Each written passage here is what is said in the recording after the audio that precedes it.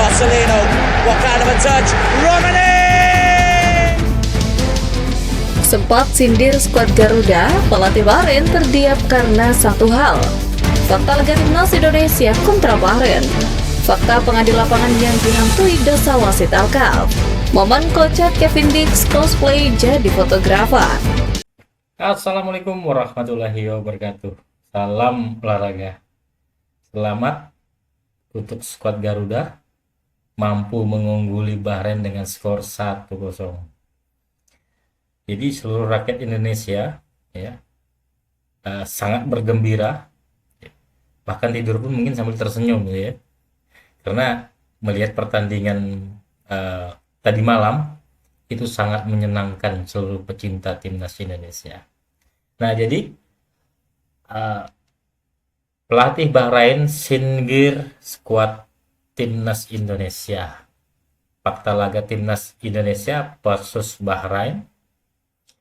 Fakta pengadil lapangan dihantui dosa wasit Alkaf.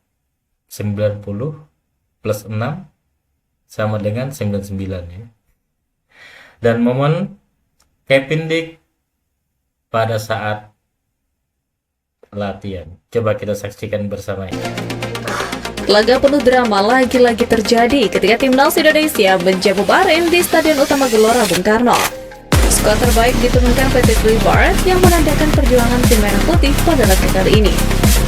Tak bisa dipungkiri, skuad Garuda datang dengan luka usai dipermalukan Australia beberapa waktu yang lalu. Laga tersebut juga menjadi tanda debut buruk sosok Patrick Clifford.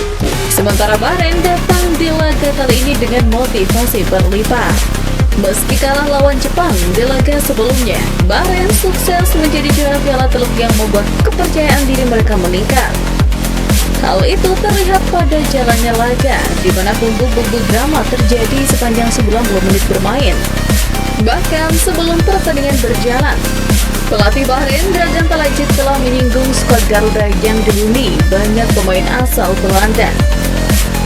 Pelatih tersebut seakan tidak mengaca bahwa para pemain keturunan di skuad Garuda memiliki darah Indonesia yang bertekad untuk mengharumkan tanah air. Namun perjuangan Jay Izzaz dan kawan-kawan di depan puluhan ribu supporter Garuda seakan tak gentar. Dragan Talajik seakan terbungkam lantaran para pemain yang disinggung seperti oleh Romani mampu membuktikan kualitasnya. Terlepas dari hasil laga, perjuangan timnas Indonesia di putaran ketiga kualifikasi Piala Dunia kali ini memang layak mendapatkan apresiasi. Datang sebagai tim debutan, mampu bersaing dengan tim langganan Piala Dunia, bahkan sempat mempermalukan Arab Saudi, menjadi bukti bahwa skuad Garuda memiliki masa depan yang cerah.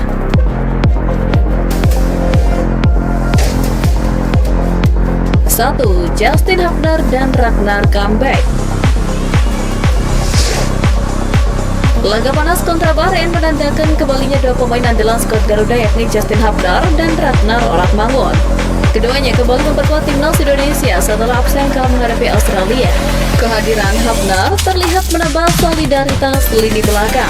Sementara Ragnar yang sebelumnya mencetak gol ke gawang Bahrain di putaran pertama, kini kembali menjadi pembeda di lini serang. 2. Produktivitas gol timnas Indonesia.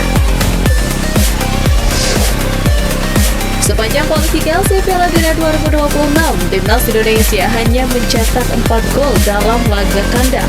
2 gol dicetak saat menang 2-0 atas Filipina di putaran kedua, dan 2 gol lainnya saat menaklukkan Arab Saudi di putaran ketiga. Rata-rata gol Indonesia di ajang ini hanya 0,88 per laga, lebih rendah dibandingkan Bahrain yang memiliki rata-rata 1,17 gol di laga tandang. Namun, catatan tersebut berubah ketika skuad Garuda memiliki sosok oleh Romani. Motivasi tim merah putih semakin meningkat lantaran Bahrain dianggap layaknya rival di persaingan grup ini. 3. Memori buruk.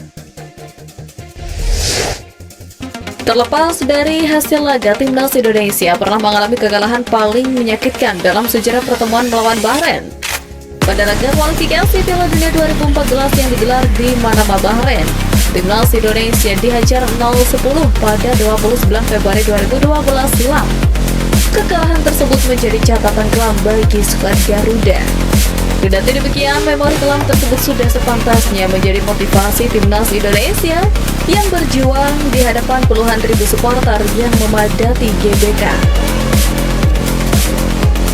Wasit laga timnas Indonesia kontra Bahrain menjadi sorotan berkat kontroversi laga pertama yang kala itu dipimpin oleh Al-Kauf dari Oman.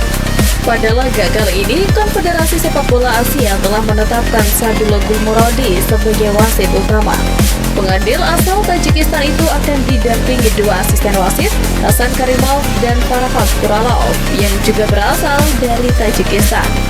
Sementara itu, Sayyidjan Zainuddinov bertugas sebagai ofisial keempat.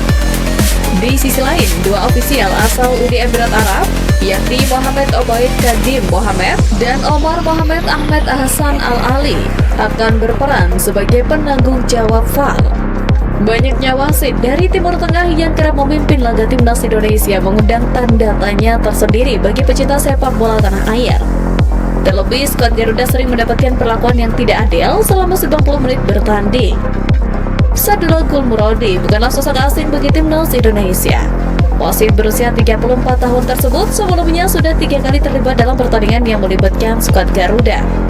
Salah satu momen penting terjadi di Piala Asia 2023 ketika ia memimpin laga timnas Indonesia melawan Vietnam. Pada laga tersebut, ia memberikan hadiah penalti bagi timnas Indonesia yang sukses dikonversi oleh Asnawi Mako Alam.